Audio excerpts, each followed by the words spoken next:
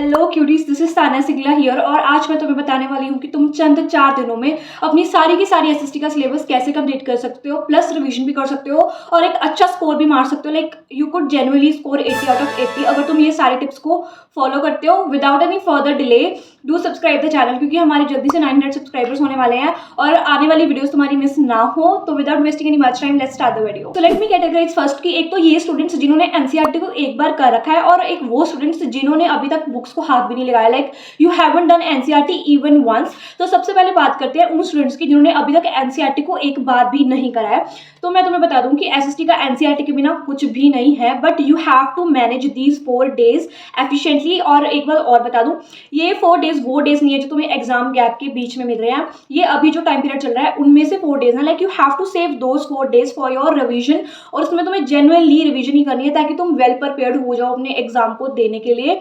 Okay, तो भी बात करते हैं कि तुमने अगर एनसीईआरटी नहीं कर रखी है then I will say you कि अगर तो तुम मैनेज कर सकते हो तो प्लीज एक बार एनसीईआरटी को रीड आउट करो प्लीज, इट्स सो इंपॉर्टेंट। और अगर तुम नहीं करना चाहते तो मैं तुम्हें कहूंगी कि कोई यूट्यूब से अच्छा वन शॉट लेक्चर देख लो, चाहे वो दिगराज सर का हो या शुभम पाठक मैम का हो या ज्वाला मैम का हो, जो भी तुम्हें टीचर्स पसंद है उनसे जाकर अपना लेक्चर को ध्यान से सुनो। मतलब ऐसा नहीं करना कि लेक्चर चल रहा है and you are imagining something else, तो ये चीज नहीं करनी है। तुम्हें जेन्युइनली अच्छे से ध्यान लगाकर लेक्चर को सुनना है, ठीक है। और अगर तुम्हारी लिसनिंग उतनी स्ट्रांग नहीं है then I will suggest you कि तुम साथ साथ उसको नोट डाउन करो। लाइक मेन की पॉइंट्स जो भी तुम्हें लग रहे हैं कि ये इंपॉर्टेंट है चीज, तो उसको तुम नोट डाउन जरूर करो।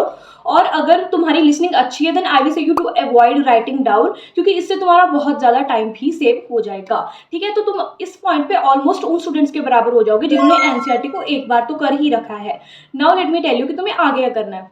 इसके बाद तुमने क्या करना है, लेकिन तुमने एक एनसीईआरटी के चैप्टर को अच्छे से कवर कर लिया है, उसके जितने भी पिक्चर्स हैं उनको अच्छे से एनालाइज करना है, इतनी अच्छे से एनालाइज करना है ताकि अगर उनका प्रिंट भी तुम्हारे पेपर में थोड़ा सा मिस प्रिंटिंग हो जाए या फिर थोड़ा प्रिंट खराब होता है या नहीं समझ में आता है, इतना अच्छे से एनालाइज करना है कि तुम आइडेंटिफाई कर पाओ कि वो चीज़ दी क्या हुई है। पिक्चर्स के नीचे जो भी कीवर्ड्स लिखे होते हैं उनको अच्छे से पढ़ना है, क्योंकि उनमें से भी एमसीक्यूज के क्वेश्चंस आ सकते हैं, ठीक है। और हिस्ट्री के लिए जो भी एनसीईआरटी में सोर्स बॉक्सेस दिए होते हैं उनको तुम्हें मिस नहीं करना है, क्योंकि सीबीएसई उनमें से भी क्वेश्चंस को पूछ रही है, तो वो बहुत ज़्यादा इंपॉर्टेंट है। और एनसीईआरटी के पीछे या बीच में जो भी क्वेश्चंस दिए होते हैं please once go through them, क्योंकि उनमें से भी क्वेश्चंस आते हैं। Like you could not skip that. तुम एनसीईआरटी को हल्के में नहीं ले सकते। मतलब एनसीईआरटी तुम्हारा एकदम बेस पॉइंट है, प्रायोरिटी 1 तुम्हारी एनसीईआरटी ही होनी चाहिए एसएसटी के लिए। तो द नेक्स्ट पॉइंट इज कि तुम्हें इसके बाद क्या करना है।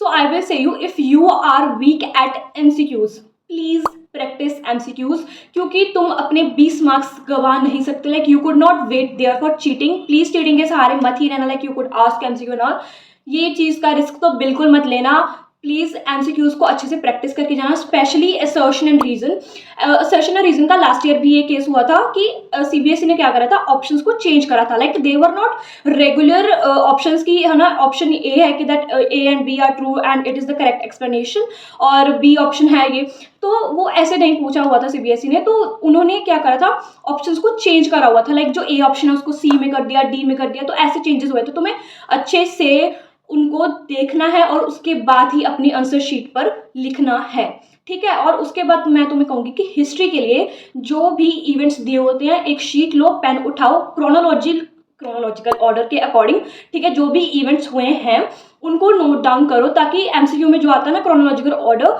वो तुम्हारा गलत ना हो, उसमें तुम मतलब अपने मार्क्स मिस ना करो, वो तुम्हें अच्छे से आते हों।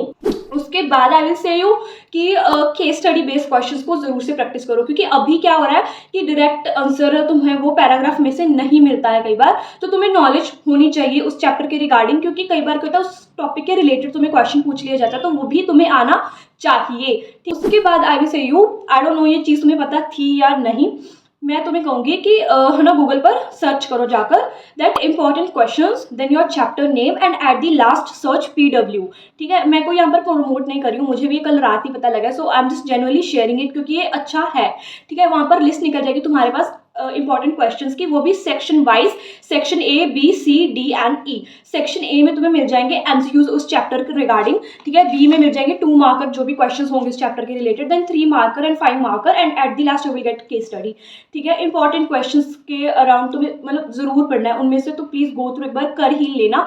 और उसके बाद मैं तुम्हें कहूंगी कि 3 ईयर जो प्रीवियस ईयर क्वेश्चन पेपर्स हैं उनको भी प्रैक्टिस करो प्लीज, ठीक है, क्योंकि इसमें से बहुत सारे क्वेश्चंस रिपीटेड होते हैं। But if you could not manage, कि तुम्हारे पास इतना टाइम नहीं है कि तुम पिछले 3 साल के क्वेश्चन पेपर्स को सॉल्व करो, then I will say you कि तुम जो सीबीएसई ने इस बार लॉन्च करा है सैम्पल पेपर अपना 2025-2026 का, वो जरूर से प्रैक्टिस करना, उसका प्रिंट निकलवा लो, ठीक है। जब तुम्हारा सारा सिलेबस कवर हो जाए उसको प्लीज अच्छे से बैठकर लिखकर देखना, ठीक है। और अगर तुम्हें चाहिए कि कुछ टिप्स जिससे तुम्हारा एग्जामिनर इम्प्रेस हो जाए, या फिर how you have to attempt your paper, तो उसके लिए मैंने ऑलरेडी वीडियो बना रखी है, तो मेरे चैनल पर जाकर वो वीडियो देख सकते हो, ठीक है। उसमें मैंने सारे टिप्स को कवर करा है जो भी तुम्हें अपने पेपर में करनी है और जिससे तुम्हारा एग्जामिनर इम्प्रेस होगा। जब तुमने वन शॉट सुन ली है एंड उसके बाद तुम्हें चाहिए कि एक बार फिर से थोड़ा रिकैप हो जाए, तो वहीं पर जो तुम पीडब्ल्यू को खोलोगे उस पर तुम्हें नोट्स का ऑप्शन मिलेगा ऊपर। मैं यहाँ पर स्क्रीन भी शेयर कर दूंगी अपने लैपटॉप की, जिससे तुम्हें पता लग जाएगा कि कैसे क्या होता है, ठीक है। तो तुम्हें वो करना है,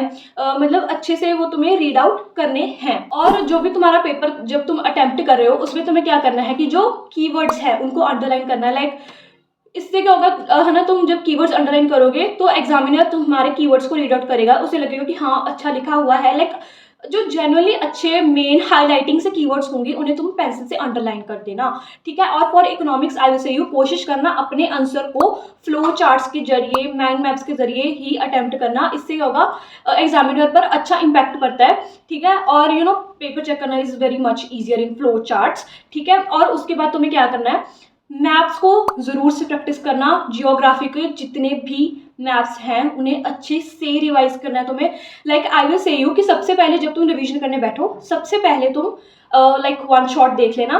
वन शॉट देखने के बाद आई विल से यू कि तुम वो नोट्स या फिर एक समरी से गो थ्रू कर लेना, और उसके बाद मैप को करना। जितने भी चैप्टर्स के मैप्स हैं तुम्हें अच्छे से रिवाइज करने हैं।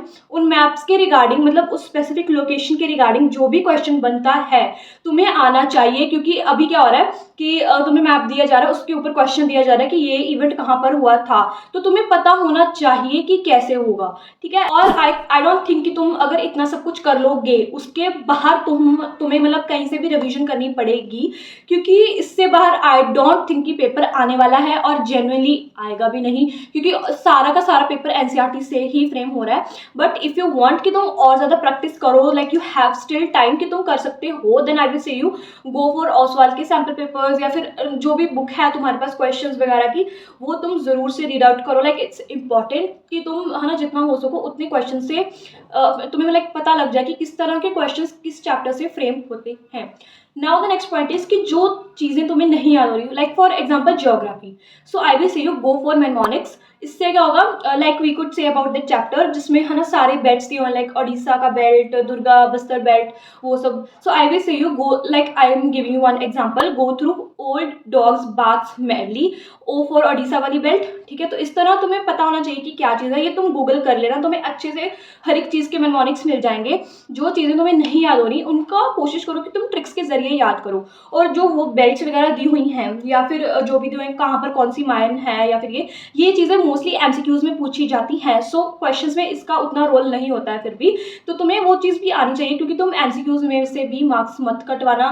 क्योंकि अगर तुम कोशिश करोगे, कोशिश नहीं आई मीन अगर तुम ये सोच रहे हो कि 1 मार्क्स कट जाएगा तो क्या होगा, then you could not say that, क्योंकि 1 मार्क्स कट कर ही तुम्हारे बहुत सारे मार्क्स जा सकते हैं। So these were all the tips regarding कि तुम कैसे अपनी एसएसटी के लिए प्रिपेयर कर सकते हो, ठीक है। और मुझे नहीं लगता तुम्हें इससे बाहर प्रिपेयर करने की जरूरत है, और अगर तुम ये सारे टिप्स को फॉलो कर लेते हो देन आई कुड डेफिनेटली से कि तुम 80 आउट ऑफ 80 आराम से स्कोर कर सकते हो। Okay, so that was for today's video. Hope you found it helpful. And if you want to see how I'm preparing or like whatever I'm doing, so you could watch my mini vlogs and shorts जो भी मैं daily upload कर रही हूँ. So that is for today. Bye bye.